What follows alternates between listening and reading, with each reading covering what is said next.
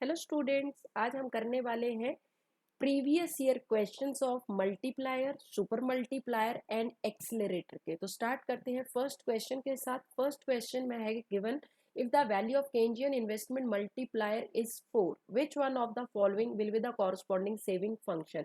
हमारे पास ये saving function के ऑप्शन दे रखे हैं और यहाँ पे पूछा गया है कि कौन सा कॉरस्पॉन्डिंग सेविंग फंक्शन होगा जिसमें मल्टीप्लायर की वैल्यू 4 आएगी। तो यहाँ पे क्या गिवन है क्वेश्चन में, के मल्टीप्लायर की वैल्यू 4 गिवन है और के जो है हम कैसे फाइंड आउट करते हैं, के आता है 1/1 माइनस एम पी सी या फिर 1/एम पी एस। यहाँ पे हमारे पास सेविंग फंक्शन की इक्वेशन दे रखी है।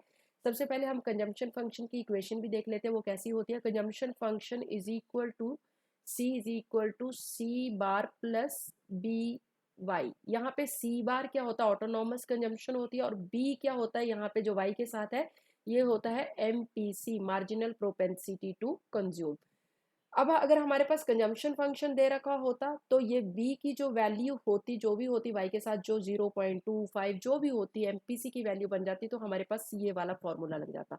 मगर हमारे पास क्योंकि दे रखी है सेविंग फंक्शन की, तो यहाँ पे हम डायरेक्ट उससे भी कैलकुलेट कर सकते हैं। तो सेविंग फंक्शन की इक्वेशन होती क्या है, saving function is equal to S is equal to minus C bar. Minus C bar क्या हो जाएगा यहाँ पे, autonomous consumption, plus 1 minus B Y. ये 1 माइनस बी यहाँ पे क्या है, एमपीएस है। तो इस क्वेश्चन में जो सेविंग फंक्शन है यहाँ पे 0.4 ये एमपीएस हो जाएगा, ये भी 0.75 ये भी एमपीएस हो जाएगा, 0.25 ये भी एमपीएस हो जाएगा और 0.35 जो है ये भी एमपीएस हो जाएगा। तो यहाँ पे हम डायरेक्ट एमपीएस की ही वैल्यू डाल देते हैं के को कैलकुलेट करने के लिए। तो के क्या होता है, 1/एमपीएस। फर्स्ट इक्वेशन में एमपीएस क्या है, 1/0.4 हो जाएगा। 1 डिवाइडेड बाई 0.4 जो है एमपीएस की वैल्यू है। अगर 1 को 0.4 से डिवाइड करें तो हमारे पास आएगी वैल्यू कैलकुलेट करके 2.5, जबकि हमारी मल्टीप्लायर की वैल्यू क्या आनी चाहिए, 4। तो यहाँ जो है ये ऑप्शन इनकरेक्ट हो जाएगा। सेकंड ऑप्शन में देखें तो एमपीएस की वैल्यू 0.75, तो 1 डिवाइडेड बाई 0.75, तो ये भी वैल्यू सॉल्व करके कुछ इस तरह से आएगी 1.333। तो ये भी इनकरेक्ट ऑप्शन हो जाएगा। थर्ड ऑप्शन में सेव जो एमपीएस की वैल्यू वो है 0.25। अब 1 को डिवाइड करें 0.25 से तो हमारी वैल्यू सॉल्व करके आ जाएगी 4। तो यहाँ करेक्ट ऑप्शन हो जाएगा सी। और डी भी देख लेते हैं, डी में एमपीएस की वैल्यू है 0.35, तो यहाँ पे ये वैल्यू सॉल्व करके आएगी 2.28 समथिंग, तो इसलिए ये डी ऑप्शन भी करेक्ट हो जाएगा। तो ये सेविंग फंक्शन को जब हम सॉल्व करेंगे और यहाँ पे सेविंग फंक्शन को सॉल्व करके जो हमारी मल्टीप्लायर की वैल्यू जो है 4 कौन से में आ रही है, सी में आ रही है, और यही पूछा गया था, तो यहाँ पे इसलिए सी ऑप्शन जो है वो करेक्ट हो गया। अब आ जाते हैं नेक्स्ट क्वेश्चन पे। नेक्स्ट क्वेश्चन में marginal propensity to consume is equal to 1, the value of multiplier will be. अगर एमपीसी की वैल्यू हमारे पास 1 है तो मल्टीप्लायर की वैल्यू क्या होगी, चार ऑप्शन दे रखे हैं, हम सॉल्व करके देख लेते हैं कौन सा करेक्ट ऑप्शन है। मल्टीप्लायर की वैल्यू कैसे कैलकुलेट करते हैं, 1 divided by 1 minus M P C. यहाँ हमारे पास 1 माइनस एमपीसी की वैल्यू 1 दे रखी है, तो 1 माइनस 1, 1 डिवाइडेड बाई 0 हो जाएगा। और 0 से किसी चीज को डिवाइड किया जाता है तो वो आंसर क्या आता है, इनफाइनाइट। तो यहाँ पे सी ऑप्शन जो है वो करेक्ट हो जाएगा, इनफिनिटी।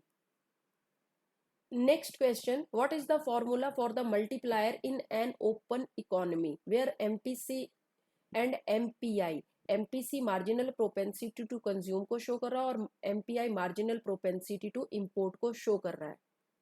यहाँ पे चार ऑप्शन दिए गए हैं, तो यहाँ पे पूछा गया है कि कौन सा जो है वो करेक्ट ऑप्शन होगा।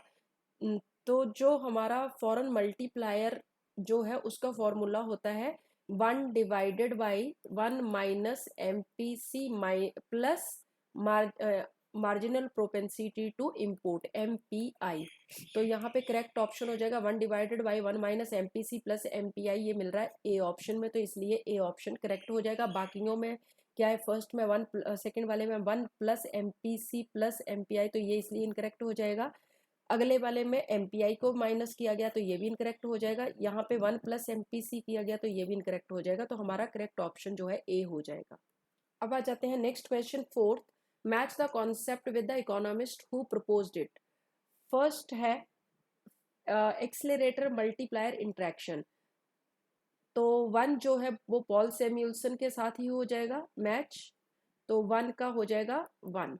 एम्प्लॉयमेंट मल्टीप्लायर किसके द्वारा दिया गया था, आर एफ काहन के द्वारा दिया गया था, तो टू का हो जाएगा टू। और थ्री इन्वेस्टमेंट मल्टीप्लायर जे एम केंज के द्वारा दिया गया था, तो थ्री का हो जाएगा थ्री। तो करेक्ट मैच क्या हो जाएगा, वन का वन, टू का टू एंड थ्री का three. Next question, according to balanced budget multiplier theorem, if the government increases its spending change in G and increases taxes, जिसे कहा जाएगा change in T, by the exact same amount, the net change in national income will be. अगर balance budget multiplier का क्या होगा अगर government उसकी spendings को और टैक्सेस को सेम अमाउंट से चेंज करती है, तो क्या होगा, बैलेंस्ड बजट मल्टीप्लायर जीरो होगा, equal to change in government expenditure होगा, इनफाइनाइट होगा, या double the change in expenditure. तो यहाँ हो जाएगा B option, equal to the change in government expenditure. Next question, if the marginal propensity to consume MPC is equal to zero, the value of multiplier will be. अगर MPC की value zero है तो multiplier की क्या value होगी, multiplier को के से डिनोट करते हैं और फॉर्मूला क्या होता है, one divided by one minus MPC. और यहाँ एमपीसी की वैल्यू कितनी है, जीरो है, वन माइनस जीरो, तो one upon one is equal to one. तो यहाँ मल्टीप्लायर की वैल्यू क्या हो जाएगी, वन हो जाएगी। तो ये बी ऑप्शन जो है हमारा करेक्ट हो जाएगा। नेक्स्ट क्वेश्चन, इसमें मैच करना है लिस्ट वन लिस्ट टू के साथ। तो लिस्ट वन में सबसे पहले है A employment multiplier. Employment multiplier R F Kahn के द्वारा दिया गया था, तो ए का तो हो जाएगा one. B B investment multiplier Keynes के द्वारा दिया गया था, तो बी का हो जाएगा two. C super multiplier J R Hicks Paul Samuelson ने के द्वारा दिया गया था, और ये कंबाइंड इफेक्ट था मल्टीप्लायर और एक्सेलरेटर का, तो यहाँ पे सी का हो जाएगा three. And D dynamic multiplier J M Keynes के द्वारा दिया गया था और उन्होंने टाइम लैग को कंसीडर किया था, तो डी का हो जाएगा यहाँ पे फोर। तो करेक्ट मैच क्या हो जाएगा, ए का वन, बी का टू, सी का थ्री, डी का फोर। सीधे सीधे मिल रहे हैं ये सारे के सारे, तो यहाँ पे ये करेक्ट मैच हो जाएगा। Next question, the principle of the accelerator states that a change in consumer demand or consumption leads to a।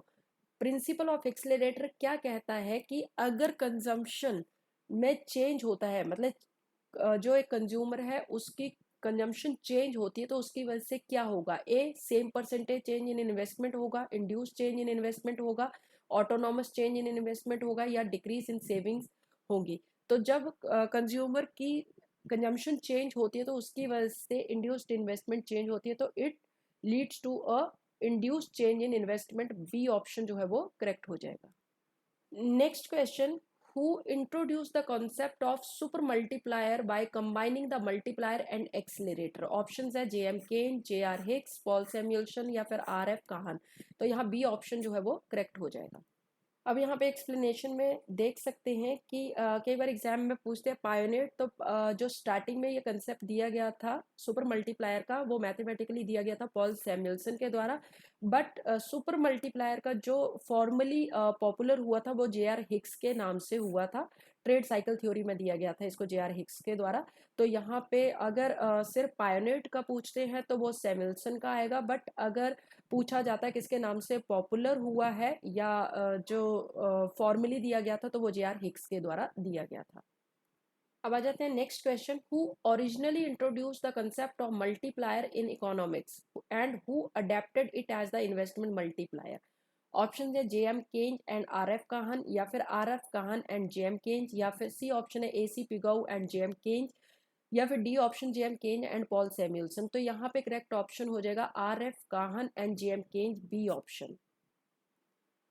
इसके एक्सप्लेनेशन में देख सकते हैं, आर एफ काहन ने तो इंट्रोड्यूस किया था कंसेप्ट 1931 में as employment multiplier, but J M Keynes ने इसे अडेप्ट किया था into the investment multiplier in his general theory 1936। Next question, the value of the Keynesian investment multiplier depends directly on which of the following। Options है level of investment के ऊपर, marginal productivity of capital, marginal propensity to consume, या फिर level of income. तो यहाँ investment multiplier की value जो है डायरेक्टली डिपेंड करती है मार्जिनल प्रोपेंसिटी टू कंज्यूम के साथ, तो सी ऑप्शन यहाँ पे करेक्ट हो जाएगा। नेक्स्ट क्वेश्चन, यहाँ पे हमारे पास दो स्टेटमेंट दे रखी हैं रिगार्डिंग द मल्टीप्लायर और हमें बताना कौन सी स्टेटमेंट जो है वो करेक्ट है।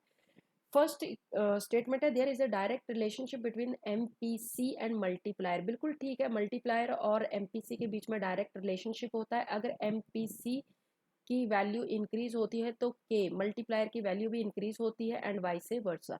तो स्टेटमेंट वन तो करेक्ट हो गई। There is an inverse relationship between the MPS and multiplier, ये भी बिल्कुल ठीक है। एमपीएस के साथ इनडायरेक्ट रिलेशनशिप होता है। अगर एमपीएस की वैल्यू इंक्रीज होती है तो मल्टीप्लायर की वैल्यू डिक्रीज हो जाती है एंड वाइस वर्सा। तो यहाँ स्टेटमेंट टू भी करेक्ट है, तो ऑप्शन जो है सी करेक्ट हो जाएगा। Both 1 and 2 are correct. अब ये नेक्स्ट दो क्वेश्चन है 13 and 14, दोनों पहले हम डिस्कस कर चुके हैं, रिपीट हुए हैं ये क्वेश्चन, तो देख लेते हैं फिर से। एमपीसी की वैल्यू अगर इक्वल टू 1 है तो वैल्यू ऑफ मल्टीप्लायर क्या होगी? मल्टीप्लायर किस तरह से कैलकुलेट करते हैं? 1 डिवाइडेड बाई 1 माइनस एमपीसी। अगर एमपीसी की वैल्यू 1 है तो 1 माइनस 1 0 हो जाएगा, और 0 से किसी चीज को डिवाइड किया जाता है तो ऑप्शन जो है वो इन्फिनिटी आ जाता है, तो यहाँ पे इन्फिनिटी डी ऑप्शन करेक्ट हो जाएगा। उसके बाद if the value of Keynesian investment multiplier is for which one of the following will be the corresponding saving function. यहाँ पे जो सेविंग फंक्शन है इसमें 0.4, 0.75, 0.25 और 0.35 जो है ये क्या है? एमपीएस की वैल्यूज है। तो हमारा फॉर्मूला मल्टीप्लायर को कैलकुलेट करने का एक ये भी होता है 1 डिवाइडेड बाई एमपीएस। अगर सेविंग फंक्शन की इक्वेशन दे रखी है तो डायरेक्ट एमपीएस से हम डिवाइड करके निकाल सकते हैं। तो 1 डिवाइडेड बाई 0.4 तो ये आएगा 2.5, तो ये इनकरेक्ट हो जाएगा क्योंकि हमें मल्टीप्लायर की वैल्यू क्या चाहिए? 4 चाहिए। सेकंड में क्या है? एमपीएस 0.75, और 1 को 0.75 से करेंगे तो 1.33 समथिंग आएगा, तो इसलिए ये भी गलत है। नेक्स्ट है 0.25, 1 डिवाइडेड बाई 0.25, तो ये आएगा सॉल्व करके 4, तो ये सी ऑप्शन करेक्ट हो जाएगा। और डी ऑप्शन भी इनकरेक्ट हो जाएगा क्योंकि 1 डिवाइडेड बाई 0.35 जो है 2.28 समथिंग वैल्यू आएगी, तो इसलिए डी ऑप्शन भी करेक्ट इनकरेक्ट हो जाएगा। यहाँ सी ऑप्शन में मल्टीप्लायर की वैल्यू जो है वो 4 आ रही है, तो इसलिए सी ऑप्शन यहाँ पे करेक्ट हो जाएगा। अब आ जाते हैं नेक्स्ट क्वेश्चन। इस क्वेश्चन में क्या दे रखा है? एमपीसी दे रखा है 0.75।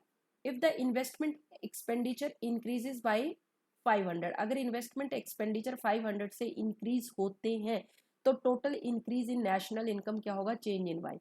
अब इस क्वेश्चन में हमारे पास एमपीसी की वैल्यू दे रखी है 0.75 और इन्वेस्टमेंट इंक्रीज हो रही है 500 से, तो इसका मतलब चेंज इन आई दे रखा है हमारे पास 500। तो सबसे पहले इस क्वेश्चन को सॉल्व करने के लिए हम मल्टीप्लायर की वैल्यू कैलकुलेट करते हैं। k is equal to 1 divided by 1 minus M P C.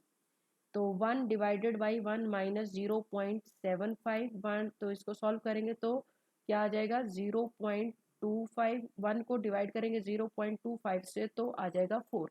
अब मल्टीप्लायर क्या आ गया? 4 आ गया। k की वैल्यू हमारे पास कितनी आ गई? 4। k को सॉल्व करते हैं कैसे? एक और फॉर्मूला होता है, k की वैल्यू कैसे आती है?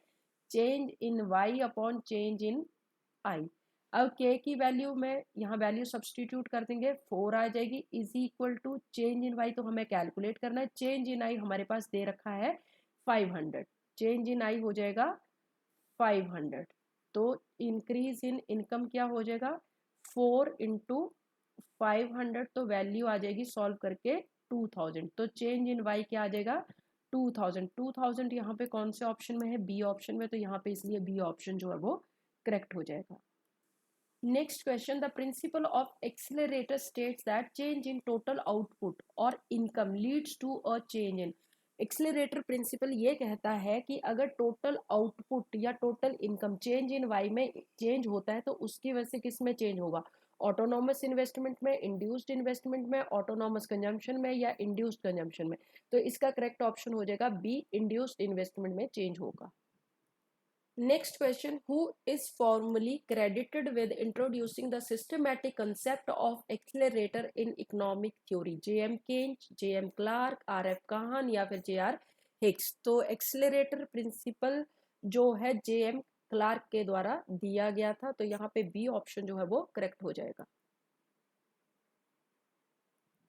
Next question, if the capital output ratio V is 3 and the target output increases from 100 crore to 120 crore, the level of induced investment will be.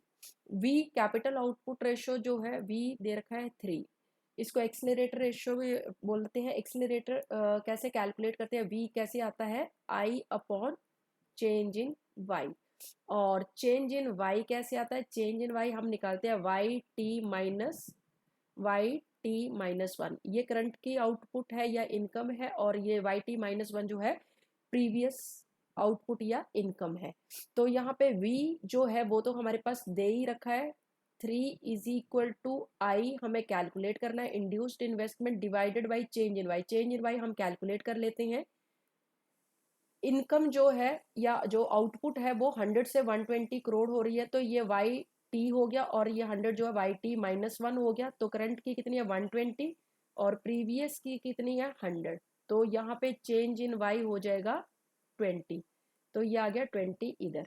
अब हमारे पास क्रॉस मल्टीप्लाई करेंगे तो I क्या हो जाएगा 3 इंटू 20 इज इक्वल टू 60, तो I induced investment कितनी आ जाएगी 60, तो यहाँ पे 60 है सी ऑप्शन में, तो यहाँ पे इसलिए सी ऑप्शन जो है 60 करोड़ करेक्ट हो जाएगा। Next question, the mathematical formula for the super multiplier, KS से डिनोट कर रहे हैं सुपर मल्टीप्लायर को, कौन सा फॉर्मूला होगा, taking into account both the marginal propensity to consume C and marginal propensity to invest V, कौन सा फॉर्मूला रिप्रेजेंट करेगा सुपर मल्टीप्लायर को। चार ऑप्शन दिए गए हैं, तो सुपर मल्टीप्लायर को हम KS से डिनोट करते हैं, और फॉर्मूला क्या होता है 1 divided by 1 minus marginal propensity to consume to minus marginal propensity to invest, और यहाँ पे इसको C से और इसको V से डिवाइड कर रहे हैं, डिनोट कर रहे हैं, तो फॉर्मूला क्या बन जाएगा 1 माइनस C माइनस V, तो 1 माइनस C माइनस V कहाँ पे मिल रहा है हमें, B ऑप्शन में मिल रहा है, तो ये B ऑप्शन करेक्ट हो जाएगा। यहाँ पे प्लस में है B जबकि हमारा माइनस में होना चाहिए, तो इसलिए इनकरेक्ट हो गया, ये तो इनकरेक्ट है ही, और ये मल्टीप्लाई में दे रखा, तो इसलिए ये भी इनकरेक्ट हो जाएगा। करेक्ट ऑप्शन यहाँ पे क्या हो जाएगा सुपर मल्टीप्लायर का B ऑप्शन।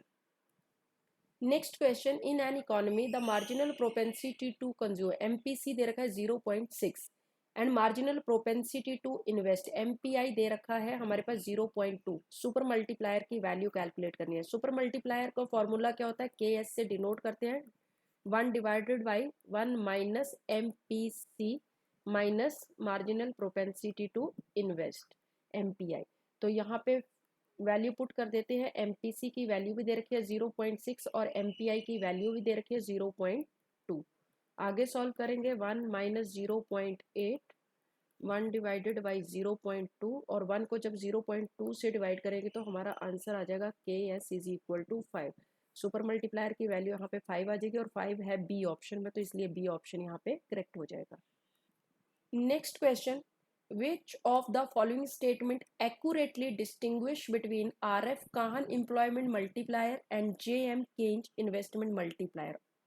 Statement 1 है A, Kahan multiplier measures the ratio of total employment to primary employment, ये तो बिल्कुल ठीक है कि काहन एम्प्लॉयमेंट मल्टीप्लायर जो है वो क्या total employment to primary employment की रेशियो होती है, whereas Keynes multiplier measure the ratio of total income to primary investment, ये भी बिल्कुल ठीक है कि इसका फॉर्मूला क्या होता है change in Y upon change in I, मतलब कौन सी रेशियो होती है इनकम टू इन्वेस्टमेंट, तो यहाँ पे ए ऑप्शन तो बिल्कुल करेक्ट है। B option, Kahn multiplier relies on marginal propensity to consume, गलत है ये, क्योंकि काहन का मल्टीप्लायर जो है मार्जिनल प्रोपेंसिटी टू कंज्यूम के ऊपर डिपेंड नहीं करता। यहाँ पे तो एम्प्लॉयमेंट की बात की जाती है, total employment to primary employment की, तो काहन की स्टेटमेंट तो गलत होगी। While Keynes investment multiplier relies entirely on marginal propensity to save, ये भी केंज की मल्टीप्लायर स्टेटमेंट भी गलत है, क्योंकि केंज का मल्टीप्लायर तो MPC के ऊपर डिपेंड करता है, तो ये स्टेटमेंट 2 जो है गलत होगी, काहन की भी गलत है और केंज की भी गलत है, C. K's multiplier deals exclusively with secondary generation of employment. गलत है, एम्प्लॉयमेंट की तो यहाँ पे बात ही नहीं होती। केज के मल्टीप्लायर में इन्वेस्टमेंट इनकम की बात होती है, तो केज की स्टेटमेंट तो गलत होगी। Whereas Kahn multiplier evaluates only primary investment, यहाँ पे भी गलत हो गया क्योंकि total investment total employment to primary in employment की बात होती है, इन्वेस्टमेंट की तो बात ही नहीं होती कहान में, तो ये भी गलत हो गया। तो सी स्टेटमेंट जो है वो भी गलत होगी। D, both multiplier use identical variables. गलत है, दोनों के आइडेंटिकल वेरिएबल्स नहीं होते, एक में एम्प्लॉयमेंट और दूसरे में इन्वेस्टमेंट और इनकम की बात होती है। तो ये डी ऑप्शन भी इनकरेक्ट हो गया, तो इसलिए ए ऑप्शन जो है वो भी यहाँ पे बिल्कुल करेक्ट हो जाएगा। नेक्स्ट क्वेश्चन है, मैच करना है लिस्ट वन को लिस्ट टू के साथ। सबसे पहले लिस्ट वन में एम्प्लॉयमेंट मल्टीप्लायर है, एम्प्लॉयमेंट मल्टीप्लायर को आर एफ काहन के द्वारा दिया गया था, तो ए का 2 हो जाएगा। बी, इन्वेस्टमेंट मल्टीप्लायर केंज के द्वारा दिया गया था, तो बी का 1। C, super multiplier J R Hicks के द्वारा दिया गया था, तो सी का 3 हो जाएगा। ए का 2, बी का 1 एंड सी का 3, यही करेक्ट मैच होगा। Next question, if the employment multiplier के ई इज 4, के ई एम्प्लॉयमेंट मल्टीप्लायर को शो कर रहा है जिसकी वैल्यू है 4, and the government initial public works project directly creates primary employment for 5000। Primary employment कितनी है? 5000। और यहाँ पे पूछा गया total change in employment in the economy कितना होगा, तो इसे हम सॉल्व कर लेते हैं। एम्प्लॉयमेंट मल्टीप्लायर को के ई से डिनोट करते हैं, और फॉर्मूला क्या होता है इसके लिए? Change in total employment divided by change in primary employment. यहाँ पे क्वेश्चन में हमारे पास के ई एम्प्लॉयमेंट मल्टीप्लायर की वैल्यू गिवन है, चेंज इन टोटल एम्प्लॉयमेंट हमें कैलकुलेट करना है, और primary employment change in primary employment 5000 given है। तो यहाँ पे टोटल एम्प्लॉयमेंट आ जाएगी हमारे पास 4 इंटू 5000, तो ये हो जाएगा 20,000। यहाँ पे 20,000 है सी ऑप्शन में, तो 20,000 सी ऑप्शन यहाँ पे करेक्ट हो जाएगा।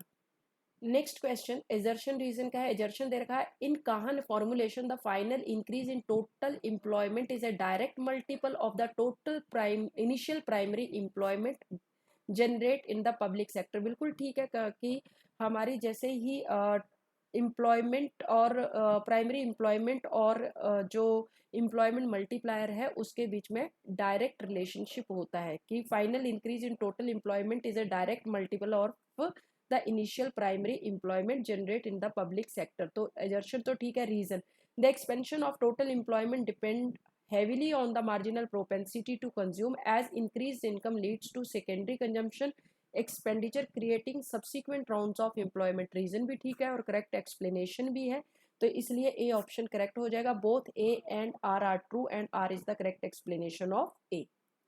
Next question, in an economy the consumption function is given as. Consumption function दे रखा है C is equal to 200 plus 0.75 Y.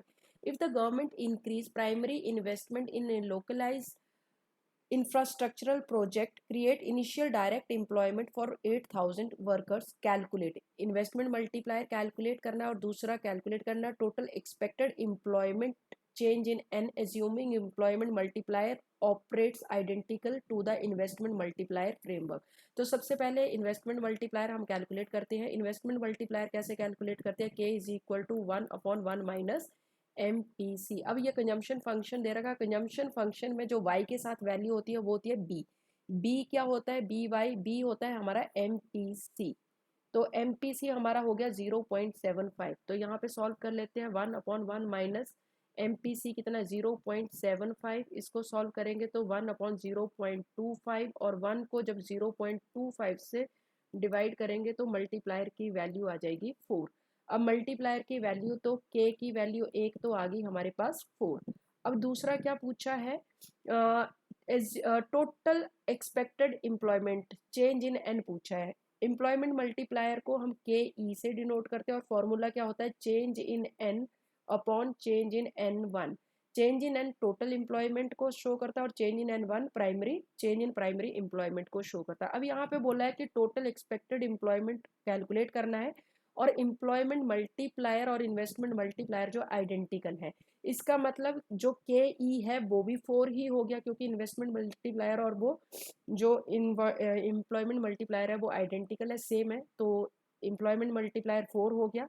Change in N, total employment हमें कैलकुलेट करनी है। Change in N one, primary employment दे रखी है 8000, solve करेंगे तो टोटल एम्प्लॉयमेंट क्या आ जाएगी 4 इंटू 8000 तो 32,000। तो के की वैल्यू हमारे पास आ गई 4 और चेंज इन एन की वैल्यू आ गई 32,000। तो 4 और 32,000 कौन से ऑप्शन में है, बी में। के 4 एंड टोटल एम्प्लॉयमेंट 32,000, तो इसलिए बी ऑप्शन जो है यहाँ पे हो जाएगा करेक्ट। नेक्स्ट क्वेश्चन, यहाँ पे मैच करना है लिस्ट 1 को लिस्ट 2 के साथ। लिस्ट 1 में है सबसे पहले मल्टीप्लायर एक्सेलरेटर इंट्रैक्शन।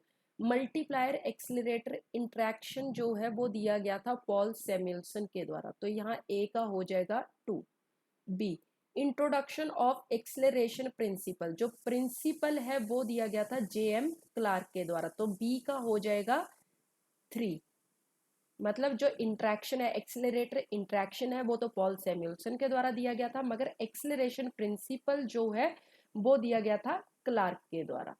उसके बाद है सुपर मल्टीप्लायर, सी, सुपर मल्टीप्लायर का कंसेप्ट जो है वो दिया गया था जे आर हिक्स के द्वारा, तो ये 1 हो जाएगा। D, trade cycle based on multiplier accelerator, ये दिया गया था केंज और काहन। काहन ने स्टार्टिंग में एम्प्लॉयमेंट मल्टीप्लायर का कंसेप्ट दिया था, उसी को अडेप्ट किया था जेएम केंज ने, तो यहाँ पे ये हो जाएगा डी का 4। तो करेक्ट मैच ए का 2, बी का 3, सी का 1 एंड डी का 4 हो जाएगा।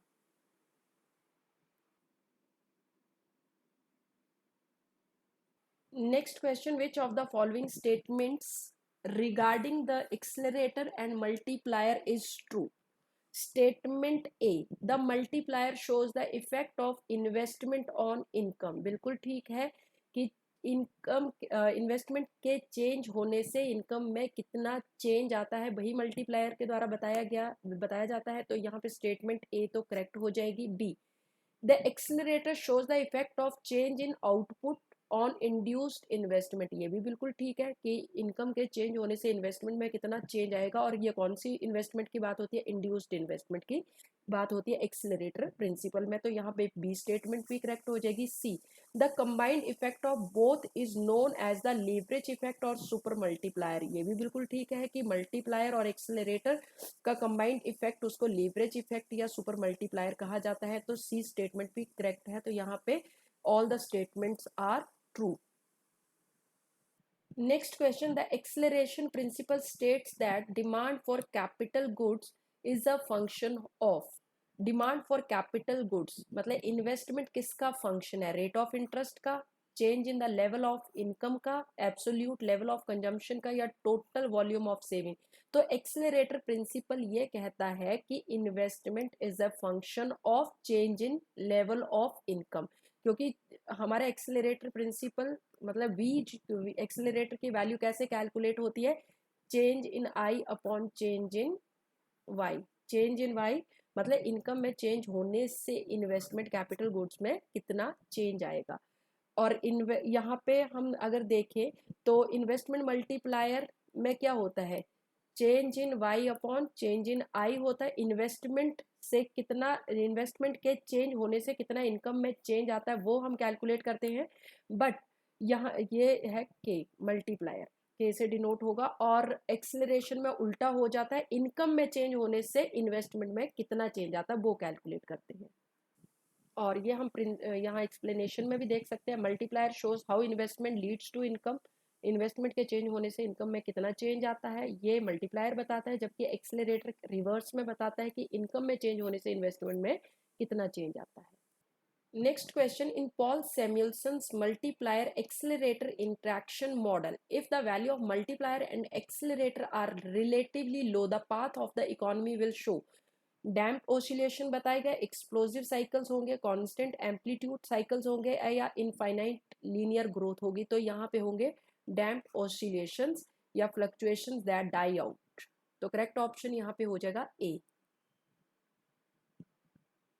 Next question, the accelerator principle breaks down और fails to operate if there is full employment in the economy, there is excess unutilized capacity in the consumer goods industries, the capital output ratio remains constant, या फिर marginal propensity to consume increases। तो यहाँ पे correct option हो जाएगा B, कि accelerator principal break down हो जाता है या फेल हो जाता है अगर there is excess unutilised capacity in the consumer goods industries.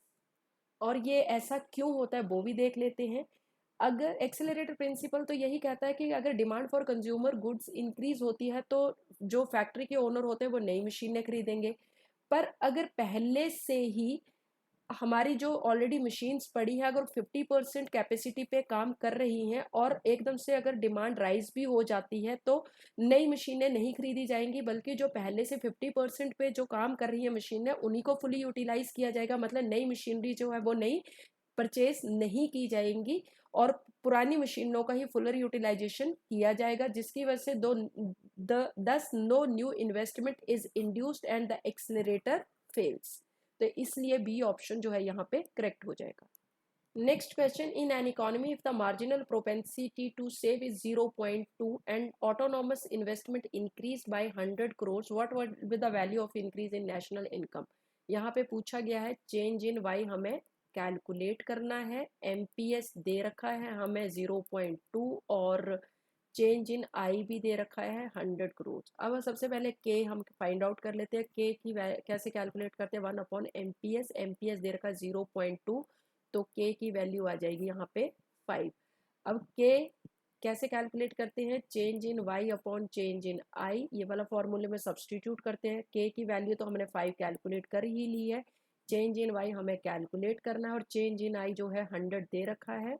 तो चेंज इन वाई क्या हो जाएगा, 100 इंटू 5 इज इक्वल टू 500। तो 500 जो सी ऑप्शन में आ रहा है, इसलिए यहाँ पे सी ऑप्शन जो है हो जाएगा करेक्ट।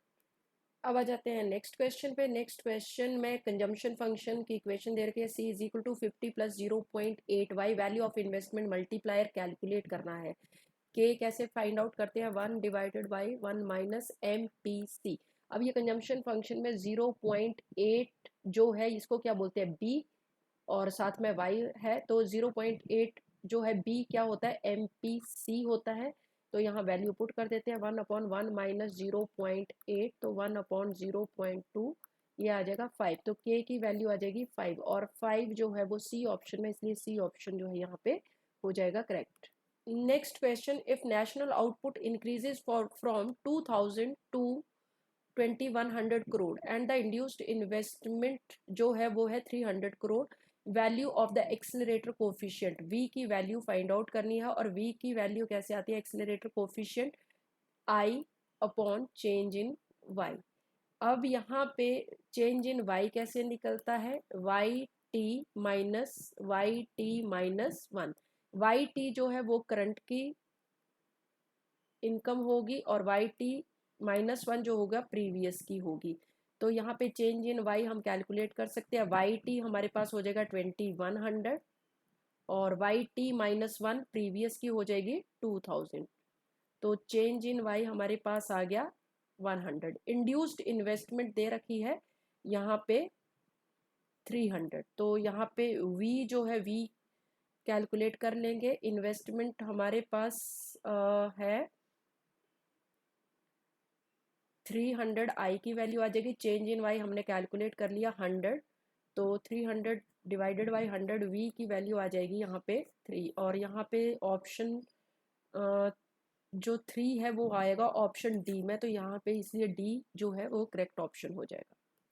अब आ जाते हैं next question, in an endogenous growth framework if an economy's marginal propensity to consume, MPC दे रखा है हमारे पास 0.6, इसको सी भी बोलते हैं, and marginal propensity to invest MPI दे रखा है 0.2, what is the value of super multiplier, K S. Super multiplier की हमें वैल्यू फाइंड आउट करनी है। सुपर मल्टीप्लायर का फॉर्मूला होता क्या है, के एस से इसको डिनोट करते हैं 1 divided by 1 minus M P C minus यहाँ पे एक्सलरेटर कोफिशिएंट जो है एम पी आई से डिनोट हो रहा है तो एम पी आई लिख देते हैं, इसको ऐसे भी लिखते हैं 1 माइनस सी। सी क्या होता है? एमपीसी, और एमपीआई को वी से डिनोट, मल्टीप्लायर एक्सलरेटर को हम जो है एक्सलरेटर कोफिशिएंट को वी से डिनोट करते हैं। इस तरह से भी हम फॉर्मूले लिखते हैं 1 माइनस सी माइनस वी। मगर यहाँ पे एमपीआई दे रखा है एक्सलरेटर कोफिशिएंट, तो एमपीआई लिख दिया। अब हम वैल्यूज पुट कर देते हैं। 1 डिवाइडेड बाई 1 माइनस एमपीसी कितना 0.6 और एमपीआई एक्सलरेटर कोफिशिएंट है 0.2। तो आगे सॉल्व करेंगे तो 1 minus 0.8 is equal to 1 upon 0.2, और 1 को 0.2 से डिवाइड किया जाए तो वैल्यू आ जाएगी 5। तो सुपर मल्टीप्लायर की वैल्यू यहाँ पे आ जाएगी 5। तो यहाँ पे 5 जो है कौन से ऑप्शन में? बी में। तो यहाँ पे इसलिए बी ऑप्शन जो है वो करेक्ट हो जाएगा।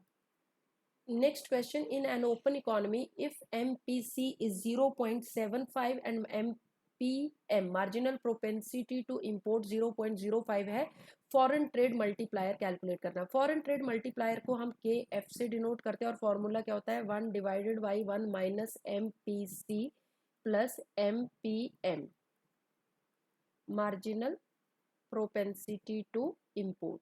तो अब फॉर्मूले में हम वैल्यूज को पुट कर देते हैं। 1 डिवाइडेड बाई 1 माइनस एमपीसी कितना हमारे पास 0.75 प्लस एमपीएम कितना है 0.05। इसको आगे सॉल्व करें तो 1.05 माइनस 0.75 हो जाएगा। इसको आगे सॉल्व करेंगे तो 1 अपॉन 0.30 आ जाएगा। और यहाँ पे आगे सॉल्व करेंगे 1 को 0.30 से, तो ये सॉल्व करके 3.33 कुछ इस तरह से आएगा। तो यहाँ पे ये ऑप्शन 3.33 जो है फॉरेन ट्रेड मल्टीप्लायर की वैल्यू जो है ए ऑप्शन में आएगी। तो ए ऑप्शन यहाँ पे हो जाएगा correct. Next question, in an economy the consumption function is given as, consumption function दे रखा है c is equal to 100 plus 0.75 Y D. ये 0.75 जो वैल्यू है वो हमारे पास क्या हो जाएगा? MPC. Disposable income Y D Y minus T से डिनोट हो रही है। गवर्नमेंट इम्पोज अगर टैक्स करती है, टैक्स रेट है 20%, जिसको हम 0.2 वाई भी लिख सकते हैं। तो यहाँ पे पूछा tax adjusted investment multiplier calculate करना। अगर हमें टैक्स भी दे रखा हो तो मल्टीप्लायर की वैल्यू कैसे कैलकुलेट करते हैं? 1 divided by 1 minus M P C into 1 minus T, tax rate को माइनस कर देंगे। तो यहाँ वैल्यू पुट कर देते हैं 1 अपॉन 1 माइनस एमपीसी। एमपीसी की वैल्यू कितनी है हमारे पास? यहाँ पे क्वेश्चन में हम देख सकते हैं 0.75। ये कंजम्पशन फंक्शन में ये जो 0.75 है ये एमपीसी हो जाएगा। और 1 माइनस टी, टी कितना है? 0.2। इसको सॉल्व कर लेते हैं आगे। तो 1 माइनस 0.75 इंटू 0.8, इसको सॉल्व करेंगे तो क्या आ जाएगा? 1 माइनस 0.75 इंटू 0.8 होता है 0.6। तो ये आ जाएगा 1 अपॉन 4, और 4 से अगर 1 को डिवाइड करेंगे तो हमारे पास आ जाएगा 1 divided by 4 is equal to 2.5। तो यहाँ पे करेक्ट ऑप्शन जो हो जाएगा मल्टीप्लायर 2.5 आ रहा है बी ऑप्शन में। तो बी ऑप्शन यहाँ पे हो जाएगा correct. Next question, according to balanced budget multiplier theorem, if the government increases its spending by 500 crore and finance it entirely through an equal increase in taxes 500 crore, the net change in the national income change in y will be। Balanced budget multiplier की जो value होती है वो हमेशा equal to 1 होती है। तो यहाँ पे जो भी चेंज होगा वो क्या हो जाएगा? इक्वल हो जाएगा। मतलब चेंज इन वाई जो हो जाएगा बैलेंस्ड बजट मल्टीप्लायर इनटू जो ये 500 है, तो वैल्यू आ जाएगी 500। तो यहाँ पे सी ऑप्शन जो है वो करेक्ट हो जाएगा।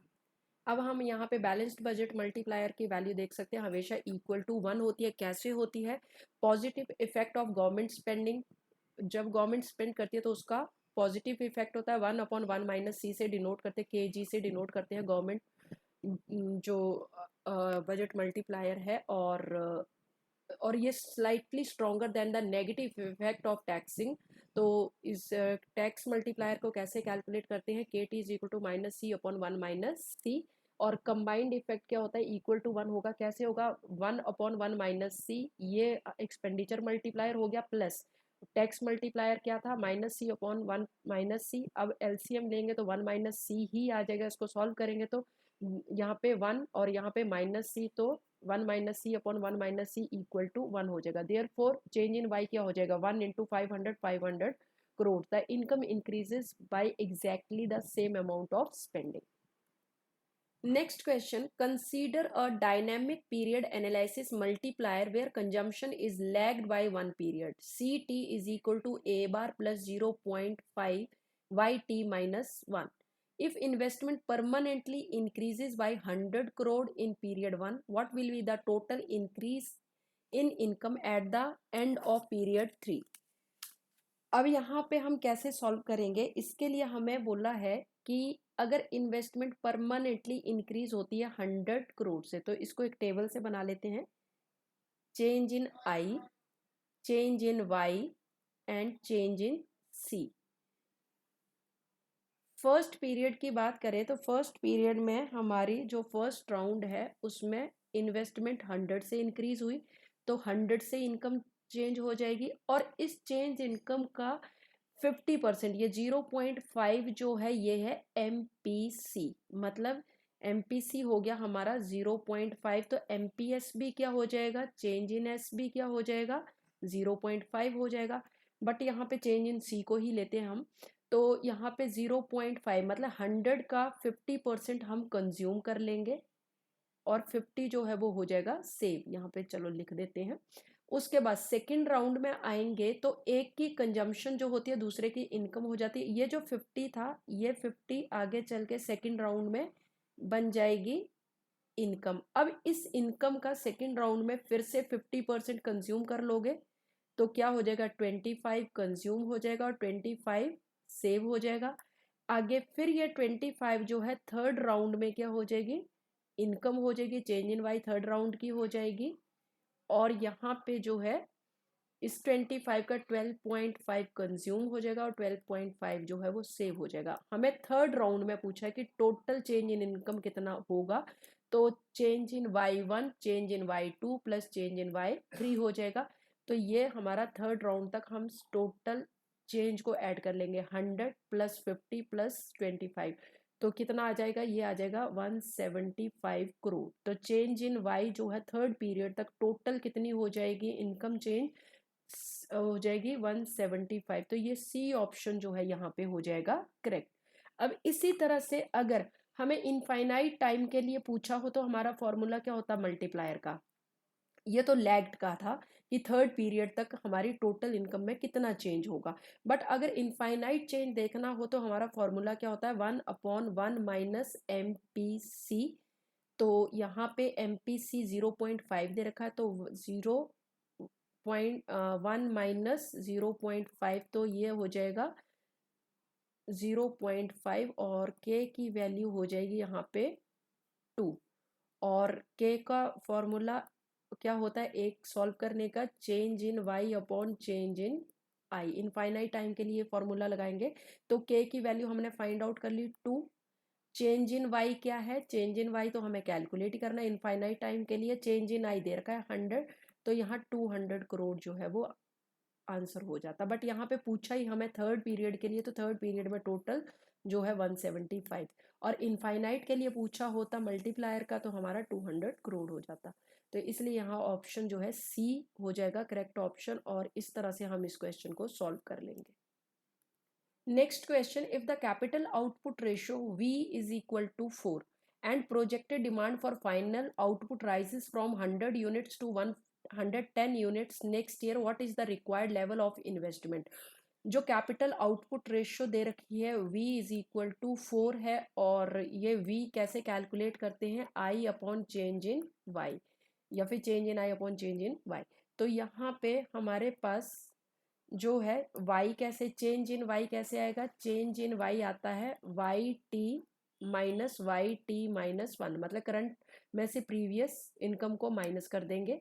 तो यहाँ पे चेंज इन y जो हम कैलकुलेट कर सकते हैं 110 जो YT हो गया, और YT माइनस 1 क्या हो गया 100, तो चेंज इन y हमारे पास आ जाएगा 10। फॉर्मूले में पुट करें V कैसे आता है I upon change in y, v की वैल्यू दे रखी है 4, चेंज इन y हमें कैलकुलेट करना, और चेंज इन y हमने कैलकुलेट कर लिया 10। तो i induced investment, level of induced investment जो है हमारे पास आ जाएगा 10 इंटू 4 क्रॉस मल्टीप्लाई करके 40। तो यहाँ 40 जो है बी ऑप्शन में गिवन है, तो यहाँ बी ऑप्शन जो है वो हो जाएगा correct. Next question, which of the following statement regarding the Keynesian multiplier is correct? Option A, higher marginal propensity to save leads to higher multiplier value. गलत है, क्योंकि एमपीएस के साथ इनडायरेक्ट रिलेशनशिप होता है मल्टीप्लायर का, मतलब एमपीएस अगर इंक्रीज होता है तो के मल्टीप्लायर की वैल्यू डिक्रीज होती है, तो इसलिए स्टेटमेंट 1 जो है वो रॉन्ग हो जाएगी। Second, the multiplier and marginal propensity to consume have an inverse relationship. बिल्कुल गलत है ये, क्योंकि एमपीसी और मल्टीप्लायर के बीच में डायरेक्ट रिलेशनशिप होता है, इनवर्स नहीं होता। एमपीसी अगर इंक्रीज होता है तो के मल्टीप्लायर की वैल्यू भी इंक्रीज होती है एंड वाइस वर्सा, तो ये भी गलत हो गया, इनवर्स नहीं होता, ये होता है direct. C, an increase in MPM lowers the value of open economy multiplier. बिल्कुल ठीक है, जब इंक्रीज होती है मार्जिनल प्रोपेंसिटी टू इंपोर्ट की वैल्यू, तो उसकी वजह से वैल्यू ऑफ मल्टीप्लायर जो फॉरेन मल्टीप्लायर है उसकी वैल्यू जो है वो क्या हो जाती है, कम हो जाती है। तो सी ऑप्शन जो है वो ठीक हो जाएगा, करेक्ट हो जाएगा। The value of multiplier can be less than 1, ये भी गलत है, मैक्सिमम वैल्यू ऑफ मल्टीप्लायर तो 1 होती है, और इसलिए डी ऑप्शन भी हमारा इनकरेक्ट हो जाएगा। तो करेक्ट ऑप्शन यहाँ पे क्या हो जाएगा, सी।